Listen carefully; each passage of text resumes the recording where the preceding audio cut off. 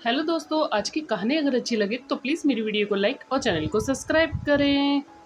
सुमन उठो, जाकर देखो तुम्हारी मम्मी क्या बना रही है। कोई बेकार सा खाना ना बना दे। ऑफिस में डब्बा खुलने पर मेरे दोस्त कहीं मेरी खिल्ली ना उड़ा दे।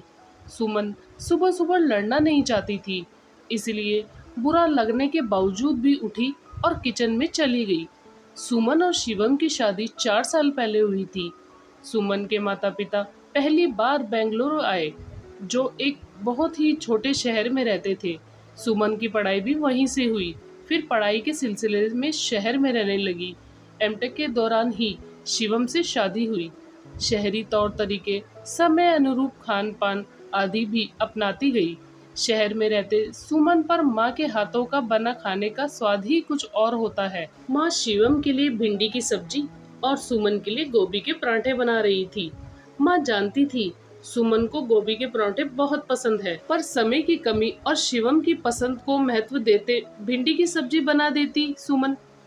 गंवार देहाती खाना क्या होता है शिवम? एक तो सुबह सुबह दामाद और बेटी के लिए खाना बनाओ भी और ऊपर से बातें भी सुनो। कल उनके कपड़े पहनने के ढंग पर तंज कसा था। आज शिवम के इन दो शब्दों ने आग में घी का काम किया। खाना खाना होता है, खाने का आदर करना सीखो।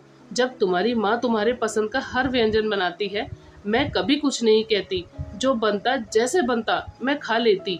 मेरे लिए तो इतना ही काफी होता कि वह माँ के हाथ का बना खाना होता है। मैंने कभी नहीं सोचा तुम्हारी माँ या मेरी माँ। माँ जानती है मैं अपनी पसंद का खाना नहीं बना पाती, इसलिए वह तुम्हारी पसंद के साथ साथ मेरी पसंद का खाना भी बना रही थी। तुम लोग कभी पत्नी की पसंद को समझने की कोशिश नहीं करते, न तजव्वुद देते हो।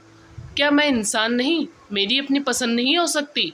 तुम पति क्यों चाहते हो कि हम ससुराल आते ही तुम लोगों की पसंद को अपना ले, अपनी पसंद को एकदम से भूल जाए? 26 साल तक जो स्वाद हमारी जुबान पर चढ़ चुकी है, हम उसे एक दिन में कैसे भुला दें? क्या तुम ऐसे कर सकते हो? तुम तो एक दिन खाने के लिए भी तैयार नहीं, तुरंत मुझे भेजा किचन में। माँ कोई हमेशा के लिए रहने नहीं आई, कुछ दिन तो उनका मान रखने के लिए उनकी पसंद का खा ही सकते हो। तारीफ के दो बोल भी बोल दोगे तो तुम्हारी जुबान घिस नहीं जाएगी। इन 4 सालों में पहली बार आई है। तुम्हारे माता पिता कितनी बार आ चुके हैं।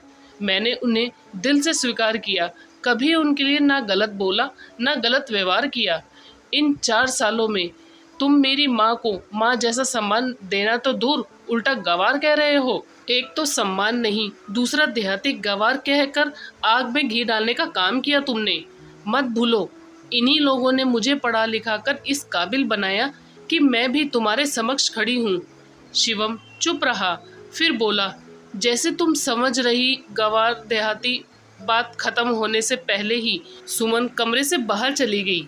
सुमन, मुझे माफ़ कर दो, सच में मैं दिल से अभी तक उन्हें स्वीकार नहीं कर पाया था।